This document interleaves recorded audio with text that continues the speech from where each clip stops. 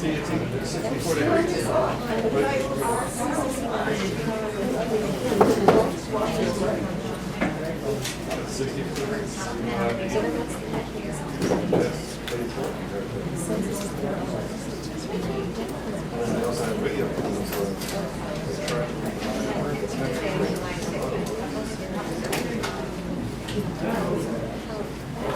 I actually have one of the cameras faced at the monitor. So I know it's 74 outside, it's 66 inside. If I can cheat sheets, that's why it's useful. That's what I know it's the Councilman? The one who gets searched for the Oh, no. All right, ladies and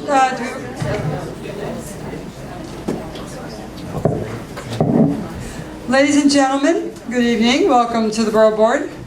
We want to welcome Councilman Holden for being here this evening. Thank you.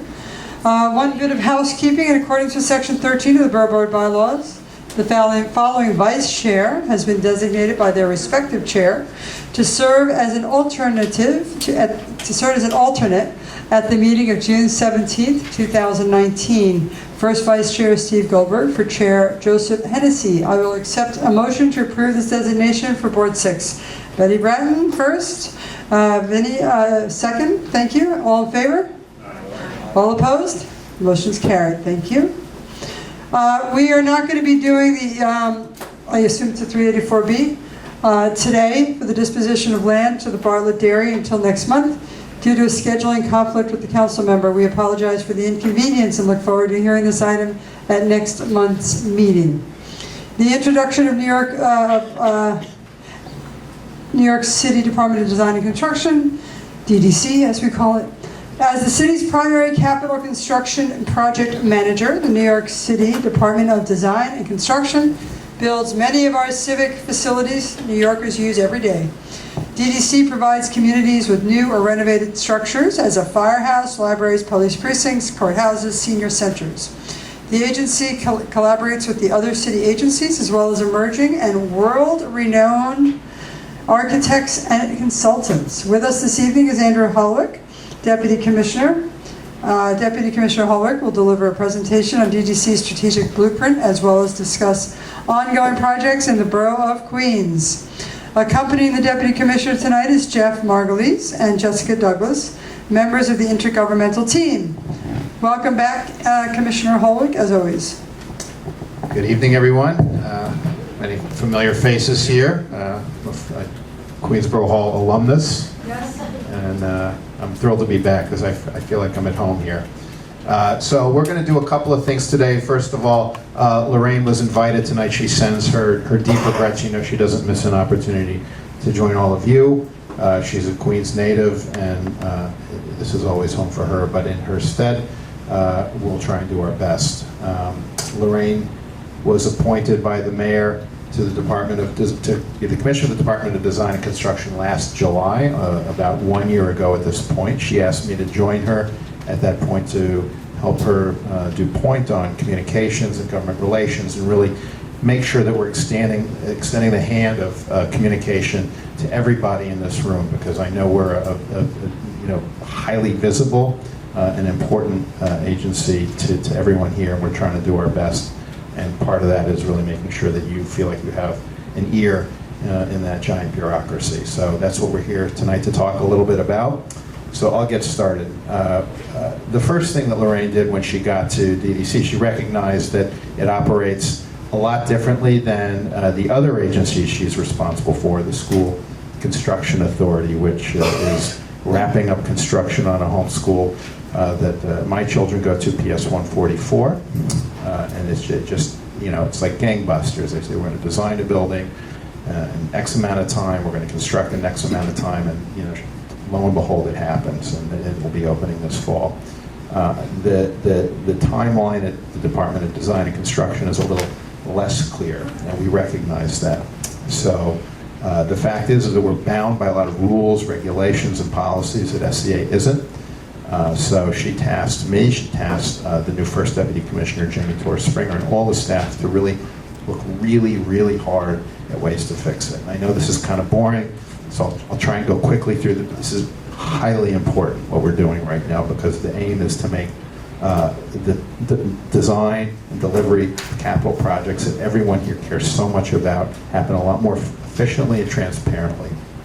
And this is real stuff. This isn't window dressing. This is like the meat and potatoes, nuts and bolts, working with OMB, fixing our internal operations, changing the laws and rules to make sure that this stuff works better. So let me just run through what we're doing, and then I'll hand it over to Jeff, who will walk you through some highlights of some of our work in Queens. So the borough president kind of gave you the quick lowdown of who we are and what we do. I would say that even though our reputation precedes us, we do get a lot done. We are responsible for the delivery over $20 billion of capital projects over the last 20 plus years. Both vertical buildings, libraries, public institutions, as well as streets and sewers. This is sort of the breakdown. Our meat and potatoes, as the council member knows, is sewer and road infrastructure. That's about 2/3 of our budget, our capital program, and the other third is divided between public safety projects, parks projects, cultural institutions. My beloved Queens Museum is included in that, the Queens Library, of course. This is a visual of some typical sewer work that we do. This is, of course, Diversity Plaza, that we completed ahead of time and under budget last year, and has been a great improvement for that neighborhood.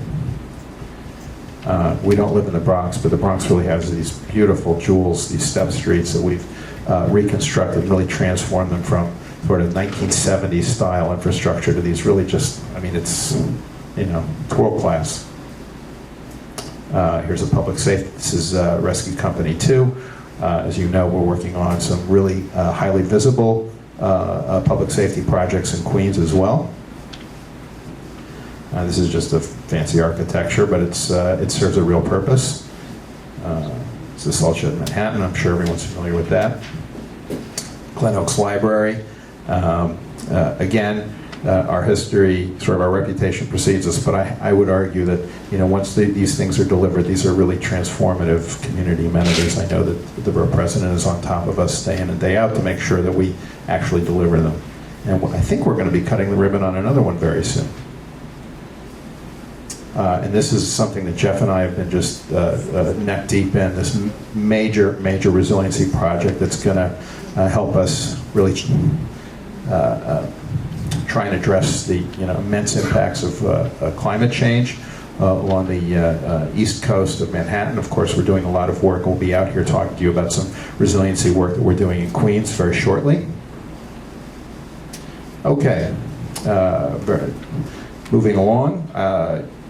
So we're about a 1,200 person agency. We've been about that size since our inception. With that said, our capital portfolio has gradually grown, almost doubled in size over the last 10 years without significant staff increase. So we're bearing the burden of a lot of new construction volume with about the same staff.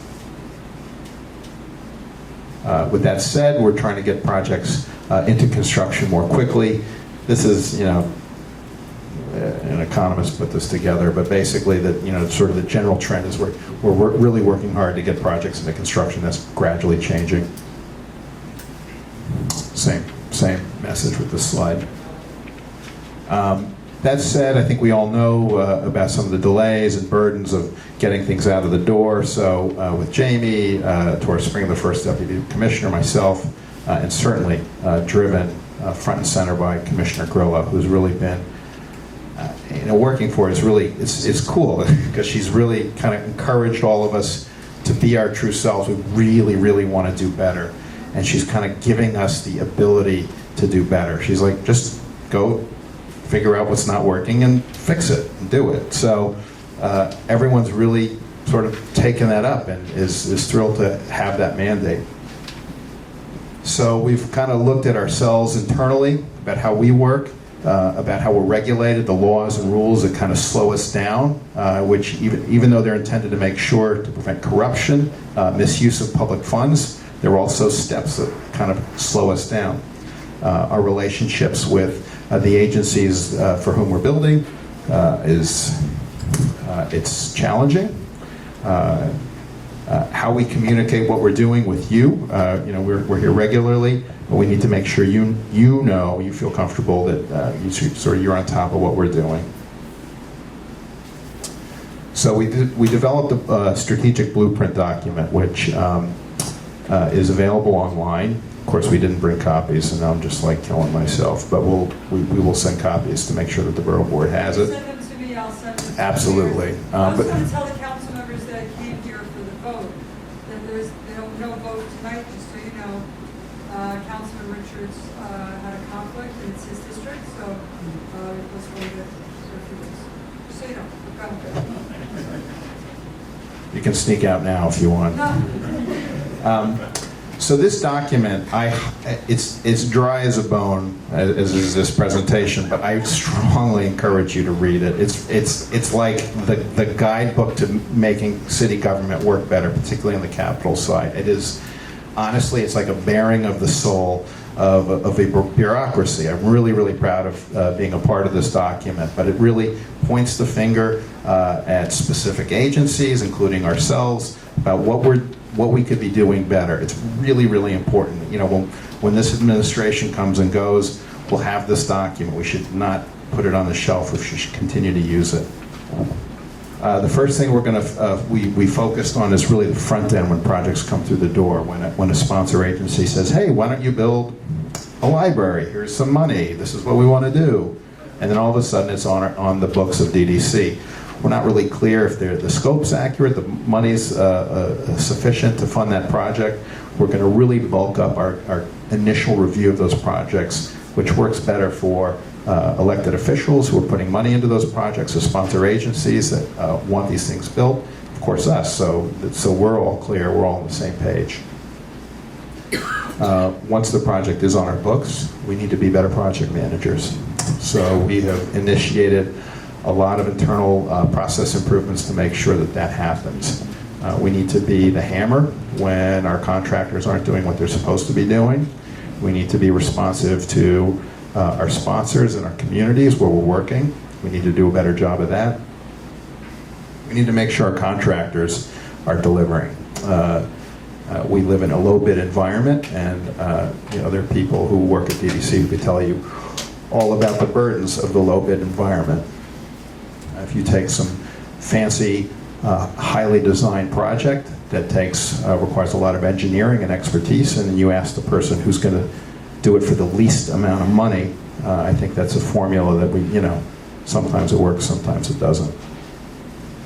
And finally, I'm not going to spend a lot of time on our IT, but we are trying to make sure that everything is in a database. Everyone's tracking, everyone's on the same page, so that start dates, completion dates are clearly indicated, and that sounds a lot simpler than it actually is. So I'll just race through our top 10 strategies for construction excellence. This is really just a gloss over the immense amount of work that's happening within the agency. I mentioned the early planning and preventing our sponsor agency, having our sponsor agencies agree with us on a budget cost, a budget scope, so we're all on the same page, and then we sign an agreement. We're actually going to have our sponsor agencies sign the agreement, agree with us that this is what they're going to do and this is how much money we're going to spend, and then something else comes up later. That's I don't want to say it's not our fault anymore, it's not our problem anymore, but we all have to recognize that scope creep has really, really challenged a lot of our projects, and we're really going to try and define that. And I think I'll spend the most time on this first slide just to talk about our front-end planning unit, which has been around for a few years. It was initiated a few years ago, but we recognize that this is a group of architects and engineers who are embedded at DDC. Our sponsor agency will submit, this is called a project initiation form. It is now electronic. It was never electronic before. Everyone has to fill it out completely. the same way, standardized. That's, again, it sounds simple. We hadn't been doing that. So now that is an official, there's an electronic project initiation form which must be completed before the clock starts. We then review it carefully. Our team, our front-end planning team of architects and engineers will look at it, and they will reject the project. And they frequently do these days because there's not enough money or the scope's not fully baked. And what happens is, it's not the end of the project. It goes back to the sponsor agency. They review the response from the front-end planning unit. They find more money. They alter their scope. We agree on it, and then the project is initiated.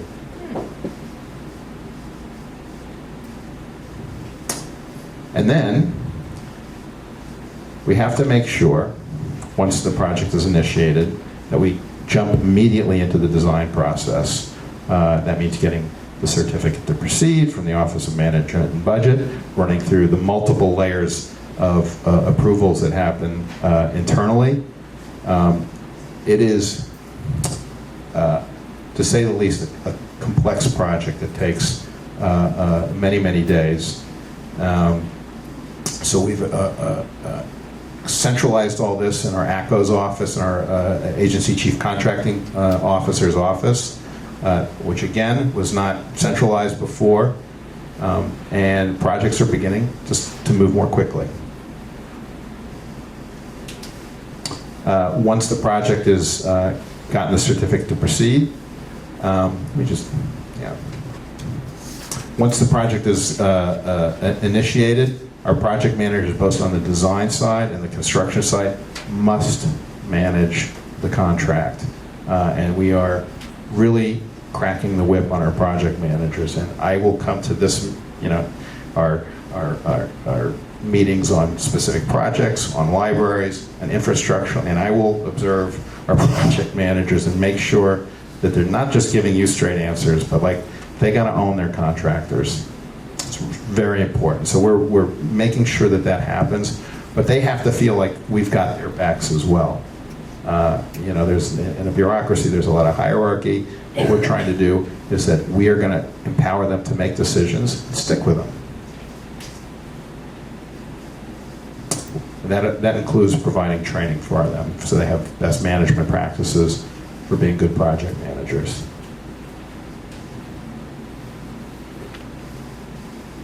We have now a change order and payment task force. There's an agency accounting, there's a chief agency accounting officer, the EAO, who's essentially an OMB inside of DDC. There's OMB, there's our ACO, there are project managers. There's about 6 different groups that need to approve a payment. There's a piece of paper that goes from one desk to another to another. What Lorraine has asked us to do, what we've created, starting I think in March, was a change order and payment task force. There's now a new office where all the people have to sign that stupid piece of paper, sit together, and get it done. Again, it's not that complicated, but it has really changed the culture, and these things have gotten taken care of so much more quickly, and it's much less adversarial, and it's much more collaborative. Shaves 90 days off. It shaves 120 days off. If you get 3 certificates to proceed and you have a change order, it's a year and a half that you're saving with this number 4. And it's working. A lot of people who have infrastructure projects also know that we wait and wait and wait for Con Edison and National Grid to move their utilities before we can start our projects. It's not always a priority for them. It's always a priority for us. And when we tell you, hey, we're waiting for Con Edison, we're waiting for National Grid, in your minds, rightfully so, you're thinking, this is DDC's problem. Why don't so get Con Edison out? And that's a fair complaint. So what we've initiated with City Hall, our monthly coordination meetings, much more data sharing, and it's starting to pay dividends. It's still a challenge, I'm not going to lie, but it's feeling really good. Also, we're not, we'll own it, but they have to own it a little bit too. And it's kind of interesting. I mean, I think I wouldn't call it a game of chicken, But if we believe that Con Edison is taking their time, and they shouldn't be, we'll say it. Number 6, this is where I'm trying to come in. Lorraine and I both come from cultures, agency cultures, where we had assigned a government relations professional who would cover a borough.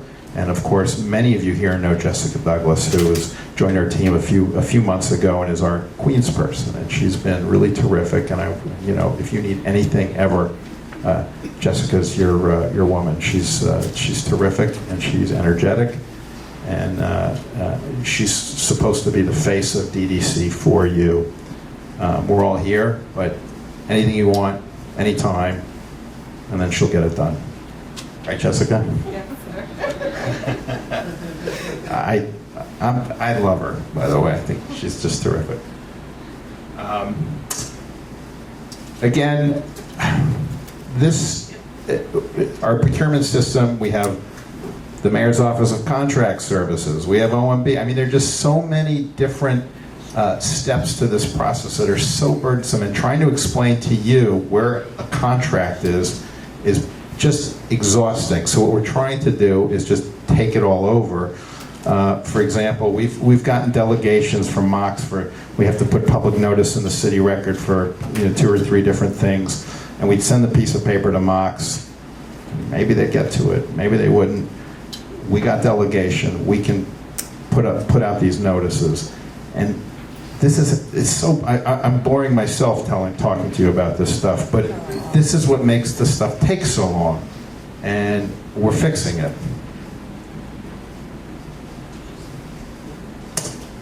Oh, and another thing, what we're going to start trying to do a little bit better is we have these things called pre-qualified lists. We're going to ask vendors to take an initial step for some specialized work and a lot of design work where they respond to an RFP, outlining their skill sets, their strengths and specialties, and we can have these pre-qualified lists. So then when we actually do a bid, you don't have a plumber doing electrical work. You don't have a designer that's an expert at large institutional stuff doing maybe a public safety project. So we're going to try. We've had pre-qualified lists in the past. What we're trying to do is align the expertise that's out in the industry and actually access it instead of having sort of just a free-for-all. We're trying, you have to do that within the confines of public procurement law and policy. So we're not trying to go around it, but we are trying to make sure that we can maximize the opportunities that we have available to us. This is my favorite. Right now in Albany, so for 100 years, we have had exactly one way of procuring construction in the city. We procure the design, and that takes a period of time. There's a procurement process, then they design it, and then we finish the design, and then we procure the construction, and we wait for that procurement, and we start the construction. And the worst part, to my mind, is that the designer and the constructor are forbidden from communicating. So what you end up inevitably having, the second that the contractor sees the designs, is able to actually start work, is they'll find that the design is imperfect. What we're trying to do is find ways to allow the designer and the contractor to actually work together. It does a ton of things. 1, it takes out a whole round of procurement. 2, it allows a lot more collaboration between the designer and the constructor. And 3, it just gets your construction done quicker, cheaper, and probably better. So in Albany, as of this weekend, legislation that would allow the Department of Design and Construction to use design-build construction method is in both houses of the Assembly, and in the legislature.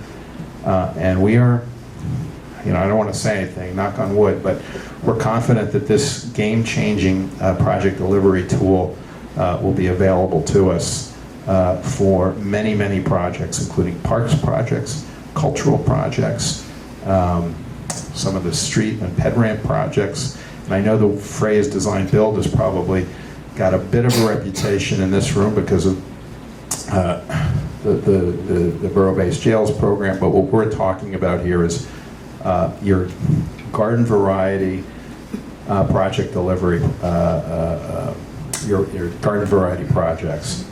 This is a big deal. I'm really excited. The council, I believe, is going to offer its support. I know that they came out in favor of this for the parks projects. To the extent that you can encourage your legislator to support it, I beg you to do it. IT, there's a lot of work going on. I'll spare you the details, but this is something that bureaucracies and entities continually have to focus on to make sure that they're modern and communicate with one another, and also create accountability so little flags go up when somebody, when a project's delayed or something's happening, and all that is happening. We're very proud of that. Yeah, lots going on there. And again, we're focusing on the professional development at DDC. I'm a communications person, but we are largely made up of project managers, design consultants, and engineers, and they are the ones who are really actually building these projects, and we have to make sure that that they have the tools that they need, they have the training they need to deliver the projects that are important to you. So I encourage you to read the blueprint, keep one by your desk, and hold us to it. Check in with us. We're going to be doing we've had some public hearings on this work, but I think this is a really transformative document. This is no joke. So that's the lecture for today, and I'm going to actually turn the mic over to Jeff to talk to you about some really critical projects, unless there are any questions about the blueprint. But I hope you start seeing changes at DDC, not just culturally, but you're starting to see the project delivered quickly, on time and on budget. Jeff, thank you.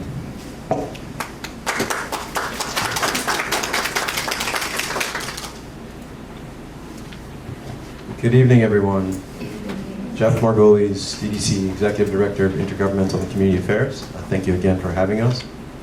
So we were trying to come up with a list of Queens projects we could talk about, and to be quite frank, there are many. I was just talking to Dan Brown about Broad Channel Phase 1, which will finish up the end of this year. Broad Channel Phase 2, which is starting, the design is being completed this month. I see Councilmember Koo, we completed the Main Street sidewalk widening last year, which we worked in the middle of the night, and we somehow kept the intersections open for the tons of buses that run through there every single day. Vicki mentioned earlier steps outside Borough Hall. You'll be happy to hear we should be breaking ground next spring. I know that's been a big source of concern for the Borough President's Office. That will replace all of the steps that are worn, as well as provide new ADA access, alterations to the front entrances, all while keeping access to the building. So we tried to pick some of the projects that we know community boards and the council members care about the most. Jeff, so that is we've now officially said spring, and now we're on the hook for it. We are on the record, yes. Make sure that Any chance that we get it from less than a year away? So what we're doing right now is, Someone would like to hope. Not that it's not great, you put it on the record, but it's a year away. So another thing that Lorraine has at SCA that we don't are standardized design timelines. When she hears design is going to take 2 years, she wants to pull her hair out. And I think culturally we're trying to figure out how that doesn't happen. When she did PS 144, design was 1 year, right? Construction was 2 years, and that's how it worked. She only has one client. We have 20 plus, but we're going We to. saw a design for the front Yeah. steps like Yeah, a year ago. Yeah. so the design is done. So now we're going through what we call the bid packaging. So we have to put the documents together. Like Andrew mentioned, there are many steps that we have to go through. So once the bid package is done, we send it out to the public, to the construction community, and then we get the construction bid. So we're progressing, we're moving along, but we have a lot of steps, unfortunately. But listen, I'm saying everything's great. If it doesn't feel great, we've got to. I'm curious as to what steps, because we literally saw the designs like a year ago.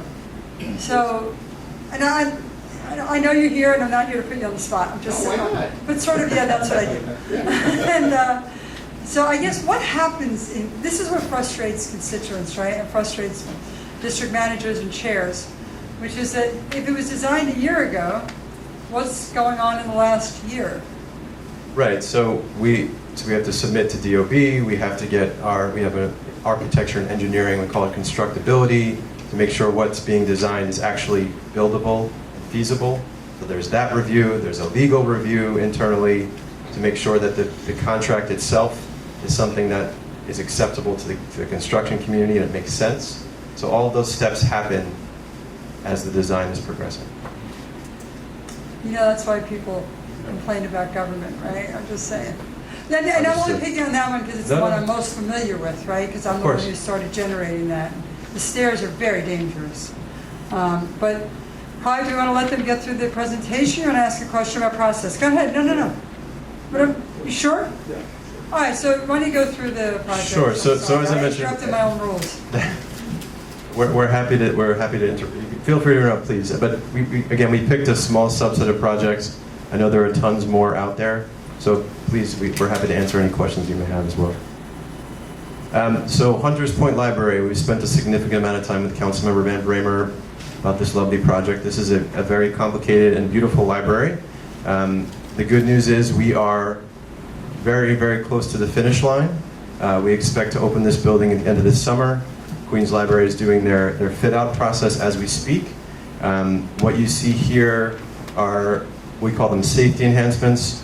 So when you have an opportunity to go into the library, it's a vertical library as opposed to many libraries which are horizontal and essentially 2 floors. This is a 5-floor library, and there's a big open atrium in the middle. And so understandably, when the new regime at Queens Public Library came in, they had some concerns about the height. So what we did, we worked with them, we worked with our contractor, and we came up with these safety enhancements. This is glass that is attached to the existing structure that was already in place. So this is sort of the last step, for the last major step for this library to be complete. And that work should be done in the next couple weeks or so. And then again, there's some miscellaneous things that need to happen, as well as the Queens Library fit out. So that's Hunters Point Library again, and opening this summer. Glendale Library, Councilmember Holden was here, and Chair Curie is there. He was at our groundbreaking. This is a beautiful library. I'm sure some of you have already seen it, have been to this library before. So we remain on schedule for a fall 2019 completion. As Andrew mentioned, our projects take several iterations. They sometimes grow in scope, and it's really an opportunity for the library to try and get everything they can so they don't have to close the library again in the future. It's an opportunity for them to access funding. So this project started out as an elevator installation, and it now includes an interior renovation to bring back many of the historical features of the branch. So that's sort of what you see inside here. And then also we're working in the courtyard in the interior of the building as well. So East Elmhurst Library, I think Andrew mentioned we have an upcoming ribbon cutting. That's for this branch. This is an interior courtyard. There's an internal space for a public assembly room. We're adding 4,500 square feet there's a computer room, a reading court, etc. So it's a beautiful building. Hopefully a lot of you will have an opportunity to see it soon. The new 116th Police Precinct, Councilmember Richards was very vital in pushing the mayor for this particular project. So this is actually an accelerated design, and we finished the design. Jeff, can I just, When you finish, I'm going to say something about it. Sure. So Just so you know, the front of Borough Hall was seen way before we even announced that the 116th precinct was coming in. Not that I don't love the fact that that's going quickly, because it should. The community needs it desperately, but I guess I'm still a little unclear as to how that takes I saw the design a year ago. We announced this around the same time, probably. You're going to start construction in the fall. we may have to get back to you on some of the specifics and the design challenges, but understood, clearly understood. So this project, the design was finished, so we're going out publicly to bid, and we expect to break ground this fall. They've designed it to really be a physical and social connector for the community. Instead of putting the parking lot in the back, the building's in the front, there's an access to the LIRR, which is adjacent to the building. So it's hopefully be a beautiful building and a great asset for the community. Jeff, can I just chime in really quick? We also try and say is no project is more important than any other project at DDC, and I think that, but I will say something about the 116th Police Precinct right now. It is undergoing an intense amount of internal scrutiny in terms of how we are proceeding with design, and it is actually getting a little extra attention, but that is going to be for the good of everybody, because what we're trying to do is establish this is going to be the baseline for best practices in the agency. Just because somebody says hurry up on this particular project, let's figure out how every project can go fast. Yeah, I'm not complaining about this. I think this is awesome. I think, Right. and by the way, I like the building. It's very, it looks like it's going to be very nice. Well, But I'm trying to figure out what the magic is. That's all. So that we can do it So all are in we. a borough. So are we, and that's exactly what we're trying to do. Okay. What the 116 is going to help us do is create standard operating procedures that we'll be able to replicate elsewhere, because it shouldn't just be a special project that gets this kind of... Have you given the designs to the community boards? You've all seen it, had a presentation on it? Yeah. Okay, at the community board? Yeah. Okay, good. We're also going to go back to the community in September. Just there's some coordination issues with the LIRR entrance that we need to talk about. I just want to make sure everyone's on the same page. Good. So downtown Far Rockaway, streetscape and infrastructure upgrades.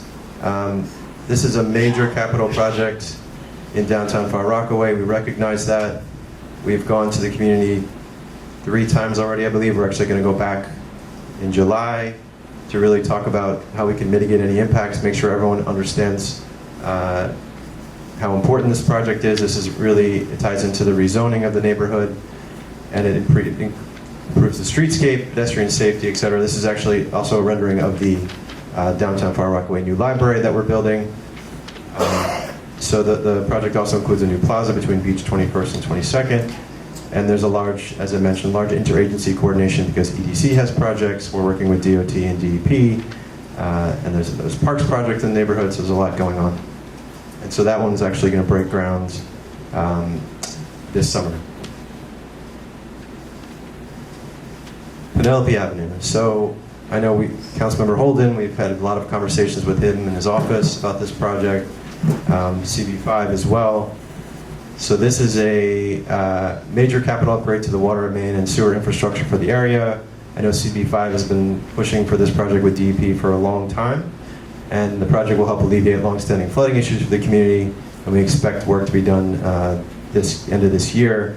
There was recently a conversation with the community board, council member's office about doing work on Saturday, so we can try and see if we can expedite this. But again, this sort of just shows how complicated. This is a residential neighborhood, and we're very disruptive. We recognize that. We do our best to try and not disrupt people, but you can see the depth of this sewer just in this one particular street where water will flow from all around the neighborhood and, again, help alleviate long-standing flooding issues for that community. You should explain a little bit about the 96-foot sewer being placed 40 feet underground with a micro-tunneling machine pushing it through.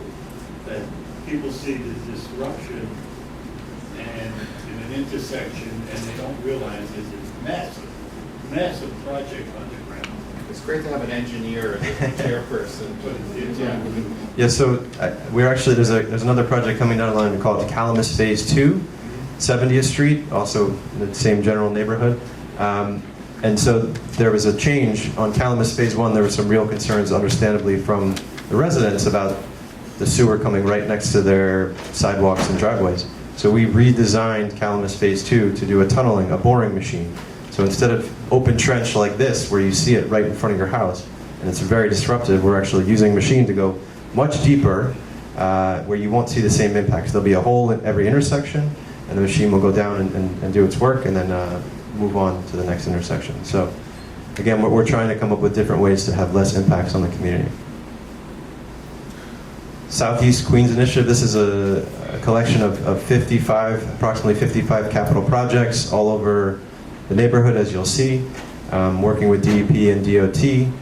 It's a $2.2 billion commitment from the mayor and DEP to make these projects happen.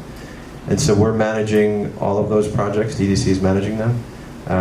Projects will bring expanded storm sewers, sanitary sewers, and water mains to the community and help alleviate long-standing flooding issues. So for many years, we've heard that this community has not received that same level of work to alleviate that flooding.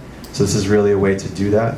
And I know that Councilmember Richards, CB12, CB13, Councilmember Miller, Councilmember Adams have been real proponents of these projects. Again, we're ripping up the streets all over the place, but I think people respect that we're trying to bring some upgrades to the neighborhood. And Jessica, since she joined our team, has been to CB12 and CB13. We're going to go back regularly. We've also gone to the civic associations.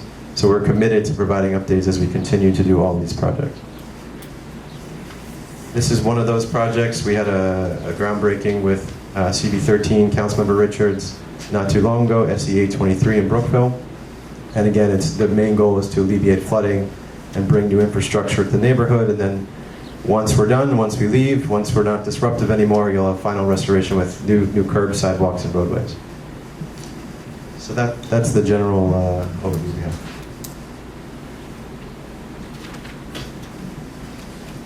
What's the coordination, how does the coordination work between DDC and SCA now? Just curious, like how, it's the same commissioner for both? So Lorraine effectively has two jobs. She runs the School Construction Authority, and she also runs the Department of Design and Construction. The benefit of that for DDC, I think, is reflected in our strong desire to have a culture change. I mean, I think having the extensive freedom that being an authority, a public authority, gives the School Construction Authority. They are, they have a lot of internal controls, but they just don't have the same paperwork requirements, the same oversight requirements, the same paper processing requirements that just really burden us. And she is trying to inject that same culture at DDC. And we're trying to do that through changes in law and changes in business practices and altering our relationship with our oversights. And I think she just is shocked by how many barriers there are that are just institutional that we have that they don't at the School Construction Authority. And I mean, it's definitely worth a long, long conversation with everyone in this room. I don't know if this is necessarily the time or the place, but it is great that she has that experience, continues to have that experience, and brings it to DDC. And as we all continue in our public lives, we should really think about, are they just better? Are they like a higher level of human being at the School Construction Authority than at DDC, or is it just there are things that impede us? And that's why design build is a big deal for us, but it's also why SCA doesn't have the PPB rules. And I mean, there's a whole, stack of books that we had, the Procurement Policy Board rules that SCA does not have to deal with. Their relationship with the New York City Controller, regardless of who is in office, that is an oversight that the School and Construction Authority doesn't have the same relationship with. So every time a contract's about to be signed, we have to get our OMB review, and then we have the controller oversight review. So that takes another 30 days, 60 days, 90 days. Everything is, another step. So I think it's been a really, really fruitful relationship to have on both seats. Mr. Rhodes? Yeah, I understand. Having worked with both sides in the same building, walk across the bridge from one side to the other, totally different. A good example, we were planning with the DOT, the Myrtle Avenue Plaza, with DDC. We had 16 people in a meeting for this little plaza. I walked across the hall with for big school renovations, and there's 3 dedicated people to that project, solve the problems right away. And those problems with the school construction, you have to literally rip a building apart, rebuild it at night, Saturday and Sunday, and while the kids are in school. So it's a different... So I understand, we all understand that, we've all been doing this about 25 years. The question really was, because it's so different, how the commissioner is doing both. And wondering if, I guess you're learning from her experience on both sides now, but it is so different. It just feels like it's an entirely fair question. I think, it's naive not to pose the question. And yeah, she has 2 jobs, right? But she's, all I can say is we all feel very empowered by Good. Lorraine. And the fact that there is a set of cultural standard at SCA that's different than what we have is good. And the fact that she can have one foot in each world is good. And yeah, is she there 9 to 5? Not every single day, but she is fully focused on, like, I just want everyone to understand, she's fully focused on what she's doing at DDC. I don't think anyone doubts that about Lorraine. Yeah. I just think that it's a hard thing to run both agencies. I mean, she Correct. does it well. I mean, SCA, the buildings go up like, they're all Yeah. so quick. Huh? No, we're talking about Lorraine Grillo is chair of DDC and commissioner of SCA, the opposite. But and it's a lot for one person to do. She does it well. SCA puts up buildings like that. So we're hoping that DDC learns lessons from that as well. Totally. So thank you. Clive? Mr. Rose? Yeah, look, the good news first. I'm really delighted about the 160 and the pace at which it's going. Hopefully, it will provide you with sort of template you need as to how you can, go forward with planning. But your previous commissioner, Porter, Penny Moore, she said, we can only operate within the constraints of the rules, which pose many limitations that can lead to delays. How much do you agree with that? And are you recognizing this in some way? So it's a two-step answer. One is there are a lot of rules that we need to change, and we have a laundry list of things that we want to change with the procurement policy board. We want to alter our relationship. There are even some smallish local laws that we want to amend that are really about notice requirements, not about who we are. Institutionally, we need state legislation to change how we deliver your projects. The design build is a huge step, and I hope we can start demonstrating how big a deal that is soon, and not large scale. But we also need to change our culture. So it is both, and we're trying to do that as well. That's sort of empowering our project managers, changing our IT systems, really creating a sense of accountability, and also, with Jessica and me, and Jeff as well as preceded us, that we're out here communicating these things with everybody here. So it's two pieces. It's both. So yeah, we do have to. She was right. I do agree with her, but we also have to look inward. She said she wasn't being prescriptive, right? But is there anybody who's offering some kind of prescription, given the circumstances? That's what I think and I'm really sorry we don't have a stack of blueprints here, but yes, we do have a prescription. It's in the book, and we will have copies sent to you post haste. I'm sorry I don't have them with me tonight. At jury duty. We have a question from Betty Bratton, Board 10. As we move towards this culture change and hopefully some institutional changes that will make how we do construction project easier, one of the issues that would help us at the board level is the design is done, the presentations have been made.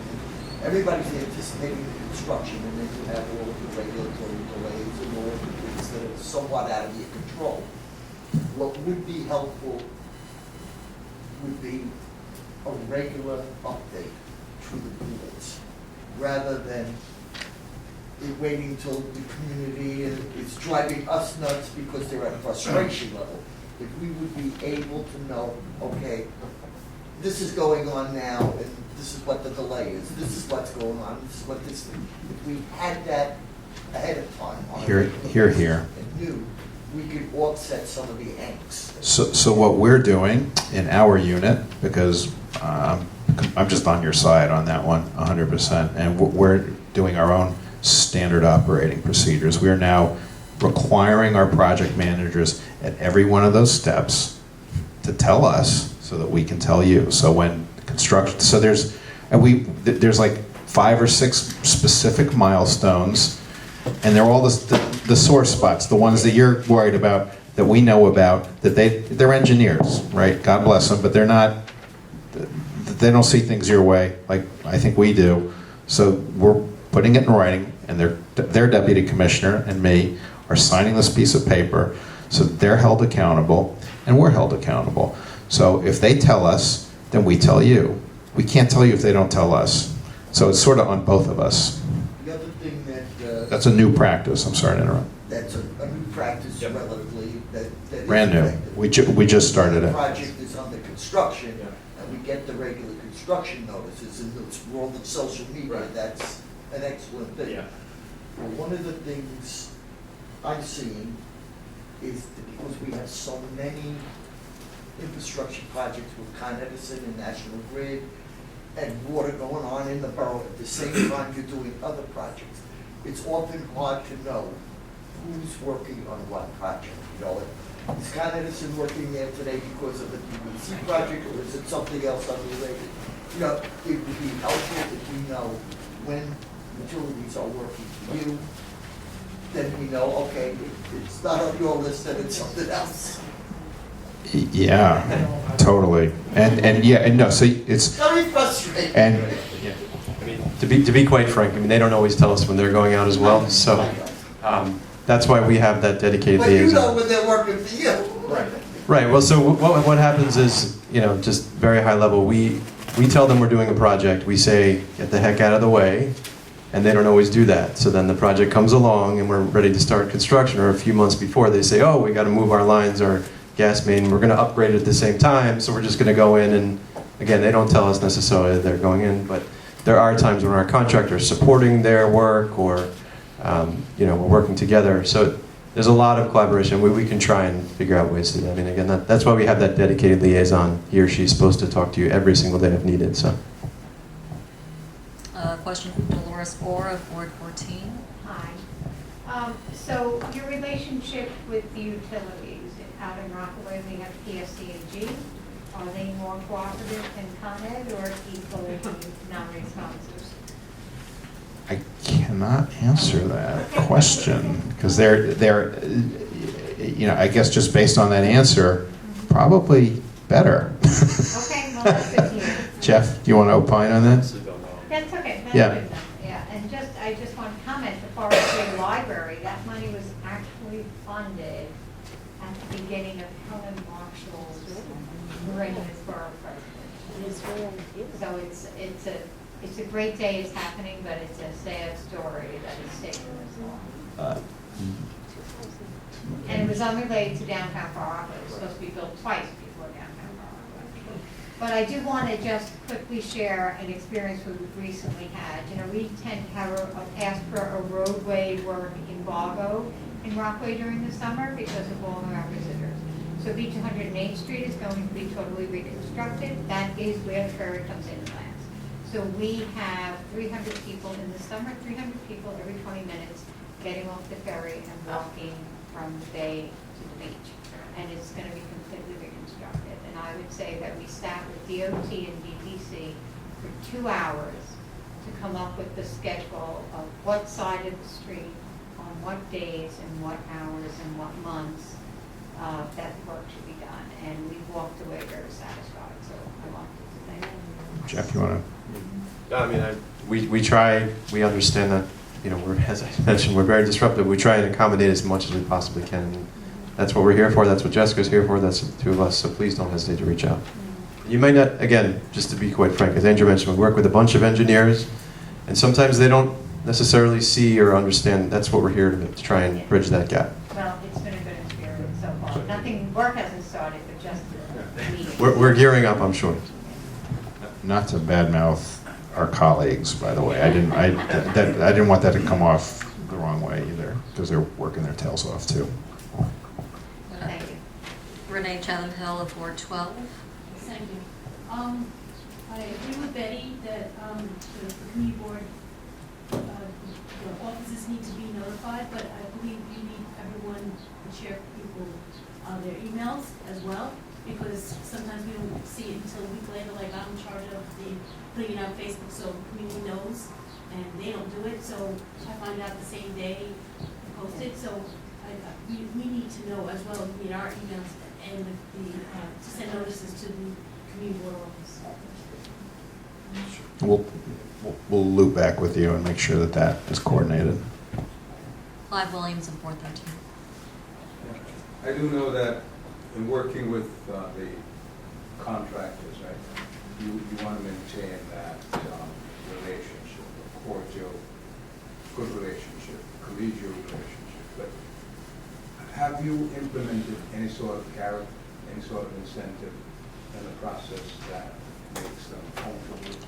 Overrun, penalty?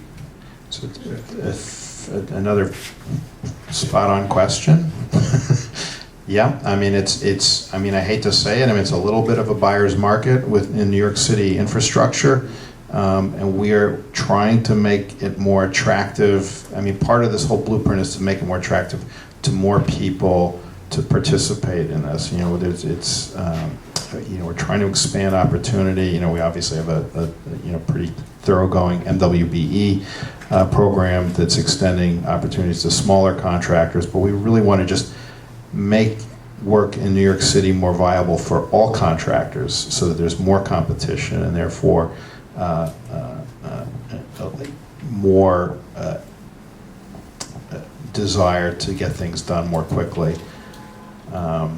So we are changing our contracts a little bit to make sure that there's, and it's really complicated because it's sort of a zero-sum game right now, the way you sort of punish a contractor. They get debarred and they can't do business with us for 5 years. And if we have 12 contractors, then we're down to 11, right? So we need to like sort of Broaden the... we need to be able to punish them, but not in a way that hurts us and it potentially hurts them. So we need to make sure that there's a little bit, you know, there's more ways to sort of enforce contract standards, and we're looking at that. Also, our project managers do have to be a little firmer with contractors, and we're encouraging them to do that.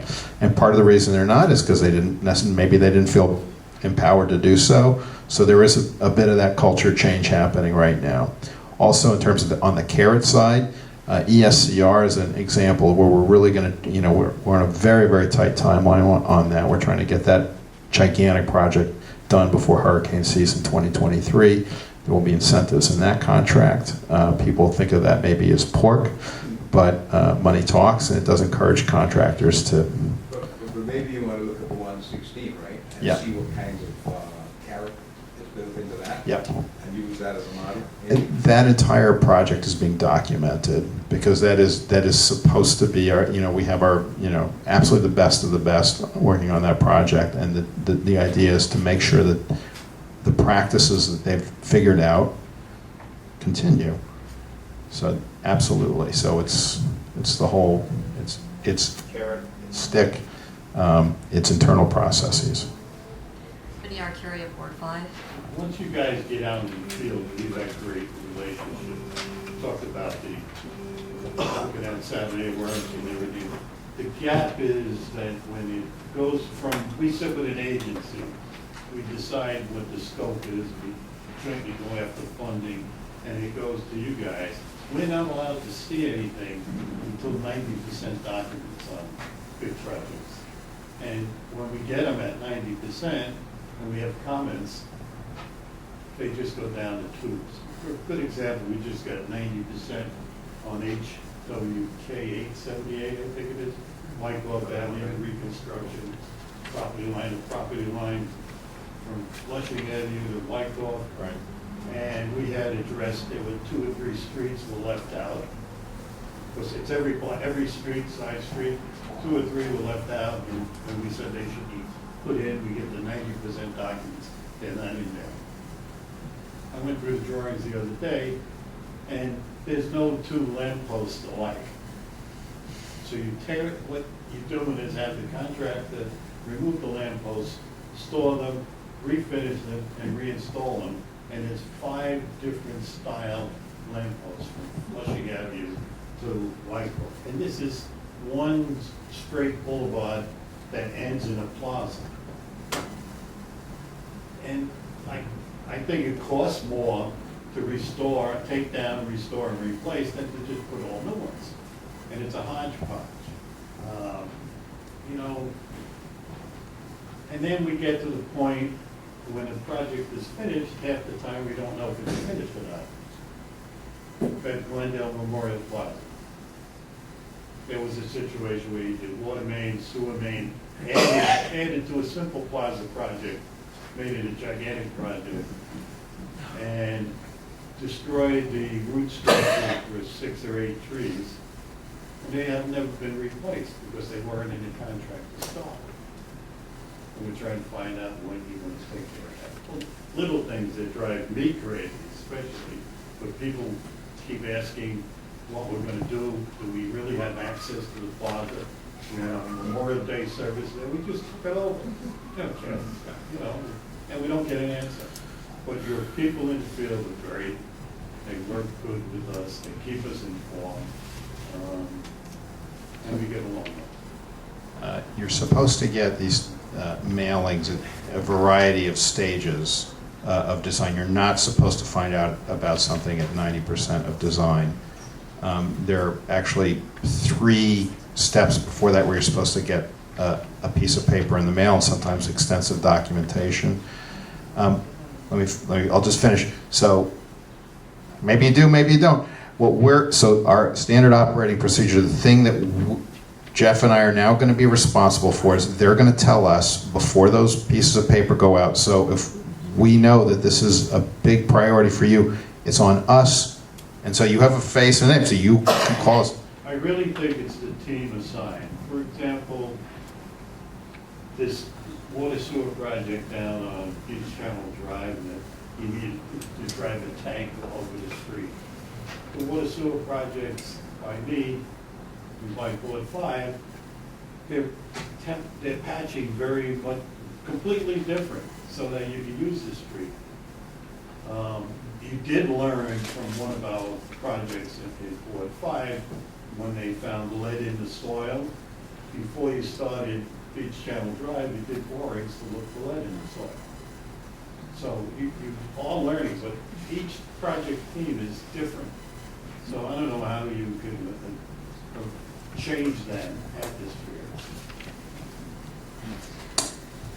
period. We're trying to standardize a lot of these steps, and for better or worse, I think my unit has to shoulder that, and what we're trying to do.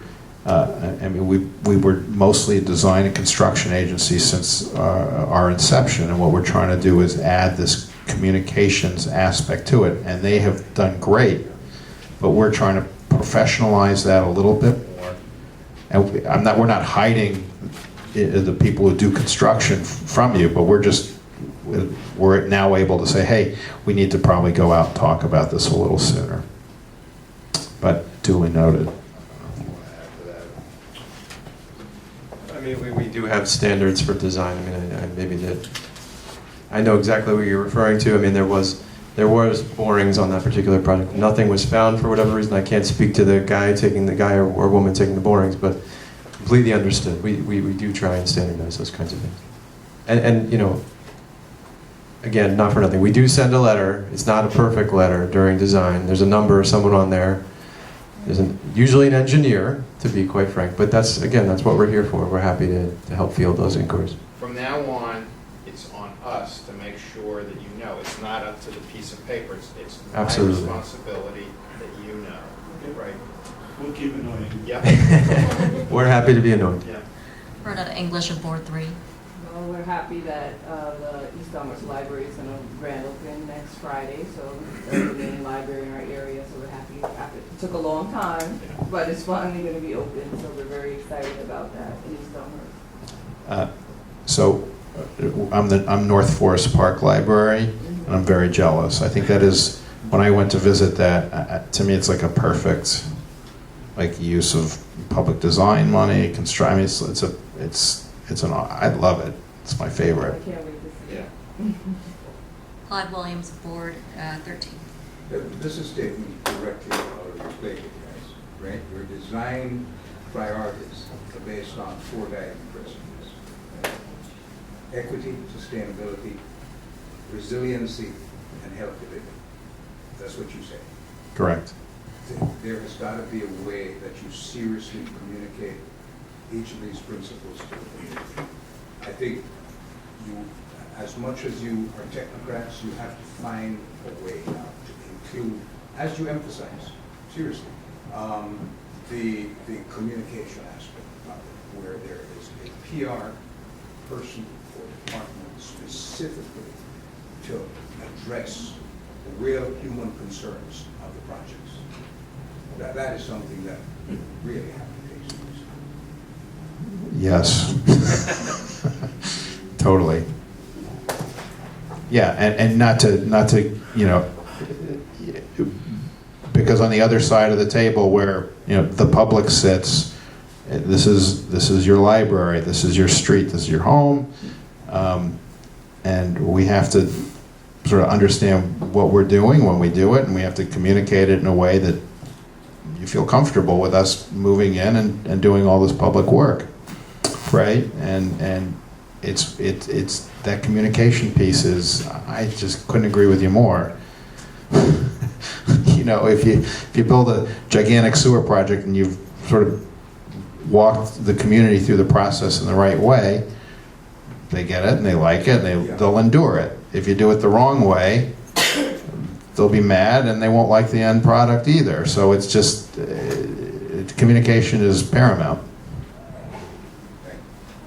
If there are no other questions, I want to thank you, Deputy Commissioner Hallweg, and your team for walking us through some of the weeds, but also I think the larger takeaway here is that clearly no effort is being spared to ensure that the department is more efficient, and certainly under the leadership of Commissioner Grillo, whom Queens does have a lot of trust, in whom Queens have a lot of trust, and so we look forward to seeing you and continuing these dialogues over the next couple months. Terrific. I think you have all our cards, but we'll, you know, we're here and we're always here. Great, thank you. Just a quick few announcements before we adjourn. We have a couple of events.